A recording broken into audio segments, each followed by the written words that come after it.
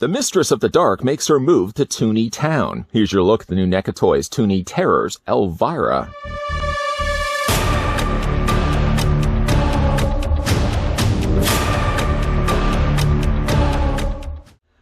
Bring the fun of Saturday morning cartoons to your horror collection with these adorable little creeps. Pick your favorites or collect them all and make every day Toony Terror time.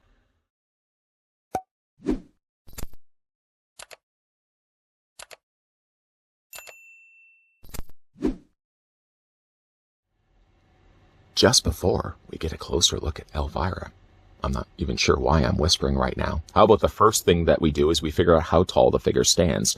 To do that, I'm going to grab my trusty ruler. I'm going to bring this in and put it right to the very top of her head, and the figure seems to stand at exactly 5.5 inches tall, or 14 centimeters tall.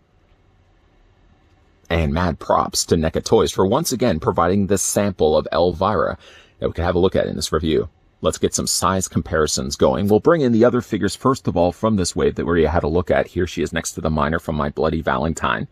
And here she is next to Captain Blake from The Fog. I think she's a little bit closer to being the same size, just a little bit shorter than Captain Blake. And let's bring in a couple other figures as well. Here she is next to Michael Myers. Any chance I get to bring Michael Myers in, you know I'm going to take it. And here she is also next to the Grady twins, even though technically they're really the Grady sisters. Elvira is going to be, of course, a little bit taller than the Grady sisters, but she's going to be about, well, roughly the same height as Captain Blake that we looked at earlier. Some sad news for Elvira. She sadly doesn't come included with any accessories. However, though, the packaging she comes included with, which we'll bring in right now, not only has Mistress of the Dark featured on both sides, but you may be able then to look inside the window and also spot her devilish pooch that also made the appearance in Mistress of the Dark. I think that's a nice little Easter egg that they included. And with other cases as well of Toony Terrors, you can flip this around, put it behind the figure.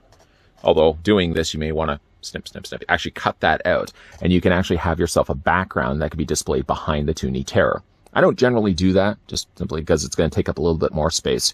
I don't have a lot of space to start off with, so generally my Toony Terrors get a little bit more close in quarters, and just certainly don't have the space to cut these out. But if you wanted to, the background is available. You can cut that out and display along with Elvira. Now let's get a closer look at the figure. Normally, in these Toony Terror reviews, I would always say that these characters would look like they could be in an episode or movie of Scooby-Doo. And in actual fact, Elvira did appear, not in an episode, but a movie of Scooby-Doo called Happy Halloween Scooby-Doo from 2020. Her, along with Bill Nye, actually, battle these toxic-infused jack-o'-lanterns. And it actually guest stars as well the Scarecrow. Yeah, Batman's villain, Scarecrow. An actual interesting movie if you ever wanted to check that out for Halloween or just year-round. Getting a closer look, like I said, though, at Elvira, I think, first of all, they put in a pretty perfect-looking pose, giving her that surprised look on her face and the one hand kind of up to her face. She doesn't seem to have much in the way of articulation. We'll talk more about that in a second. The arms, if anything, can be swiveled back and forth, although they're really, really tight on this one figure. And she does also have arm articulation on this side as well. I mean, it kind of looks like she wants to get a drink. Somebody's, you make that gesture to your friends. You go like this with your hand. You pass, hey buddy, can you pass me a drink? Pass me a drink from the fridge. And then they know they have to grab you a drink from the fridge. There's that option. I think most of the time, though, I'm probably just going to have her displayed with her arm to the side. And again, it doesn't seem like this arm really does move, though. The face sculpt is pretty, and I think it does well to capture the look of Elvira. I have a little bit of a paint problem there on the side of her face. It could be just a really long-looking eyelash that's decided to wander away from her eye down the side of her cheek, but I think it's probably more a paint defect than anything else. Other than that, though, the face is pretty. I like the eyeshadow that they've given her, a very bright neon pink. It may look like her tongue might be unfinished, though. It seems to be almost the same coloring as the rest of her mouth. It almost looks like she's chewing on a big snack of bread. Maybe there's a bit of bread actually in her mouth, but it actually does look like her tongue is unfinished, and it maybe should have been painted in pink. Other than that, though, it's a nice-looking, pretty head sculpt for Elvira. She has very high-looking hair, as something that Elvira would have had. That doesn't really have a lot in the way of paint, really. It's all really relying on just the black. Again, if these are characters that would inhabit a cartoon universe, I really don't think highlights and shadowing would be something that they would want to put on the figures. And I guess, really, looking at her from Scooby-Doo, she's not that much different, although I think they made a few changes down here, though, just for the sake of it making a kid cartoon, after all. She's certainly a little fuller down below here in the figure than she was in the cartoon. She does have her little dagger there attached to the front of her dress here. And as you can see, she does have to split up the one side, revealing only one leg, while the other leg is concealed underneath the dress.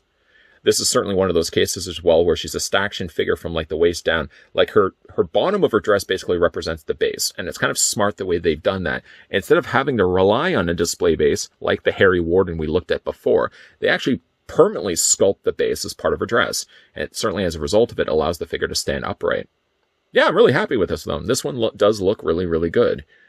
Again, for the figure's articulation, one last look to spin this around so you can see it from all the sides.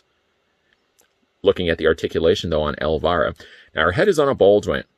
There is going to be, of course, for obvious reasons, a little more limitation when it comes to rotating the head. You can rotate fine back and forth this way and a little bit up and down. But really, like the length of the hair on the back of the outfit really does prevent a full head from rotating all the way around. Not that you would be wanting to rotate Elvira's head all the way around. That would kill her after all. The arm does not seem to swivel. I guess it's really just more molded in place. I mean, there is a seam line right there, but I really don't want to fight it too much. I feel that there's a risk of me potentially breaking it. And again, the gesture, the way they've got the hand anyways, it really is designed to have it look with this kind of this sculpt, with this pose. Again, you can pose this arm if, again, she wants to ask her buddy for a drink from the fridge. And again, that's usually the gesture. Hey, buddy. Yeah, can you get me a drink? So I'm probably just going to, again, keep the fingers from this, keep the hand on the side of the waist like this. You can see there's her ring. They've also gone in and painted in the fingernails. Nice little additional touch. And then basically, you're like, from all the rest down, it's just a staction figure, which is fine, which is good. I don't necessarily need a fully posable Elvira. It's a nice looking figure, though. I think it captures well the essence of Elvira. And even though, again, they have made some tweaks when it came to her appearance in that Scooby-Doo movie for obvious reasons, I think she really is a nice looking Toony Terror. And it actually works quite well with the other Toony Terrors from this wave. With this particular wave, I guess really with all the waves of Toony Terrors, you get a little bit of everything. You get like the cult favorite characters like Elvira. You get like the 80s slashers on either side. This is really one of the better waves that I've seen from the Toony Terrors line. I suppose as an accessory, NECA Toys could have really included the pooch as something that could have just sat along with her. Other than that, though, I think it's a really nice looking figure. She seems a little bit more limited when it comes to the posability, unlike some of the other ones that we've looked at in earlier cases. Usually these figures have 5 points of articulation: articulated head, arms, sometimes hands, and usually lower boots that you can rotate. Elvira, you're pretty much only getting 2 points of articulation, possibly even 3 if you can nudge that one arm that has the surprised hand. But I really think that arm isn't supposed to move, so I'm not gonna force that. I'm not gonna force it because I don't want the risk of that potentially breaking. What do you guys think though of the Toony Terrors Elvira, Mistress of the Dark Elvira? Pretty nice looking Toony Terror. And again, a big thank you though to the folks over at NECA Toys that provided this sample of Elvira that we could have a look at in this review. It should be available right now in retail stores and online if you're interested to pick this one up. And if you wanted to see her in an episode of Scooby-Doo, just look up Happy Halloween Scooby-Doo. It's from like 2020. And again, Scarecrow was in that. Just a strange Elvira, Bill Nye, and Scarecrow. Who thought that was... I guess it just all seemed to work together. They all had something to do with Halloween, toxic waste, and pumpkins. I guess Elvira was the Halloween end of things. Definitely check it out. Happy Halloween, Scooby-Doo. If you guys are new to this channel, you're enjoying the content that you're seeing, hit that subscribe button down below, turn on the bell notification, and keep your peepers peeled, because we will be looking at the rest of the Toony Terrors wave, as well as a whole bunch of other NECA reviews coming your way. As always, guys, thanks for watching. See you guys next time.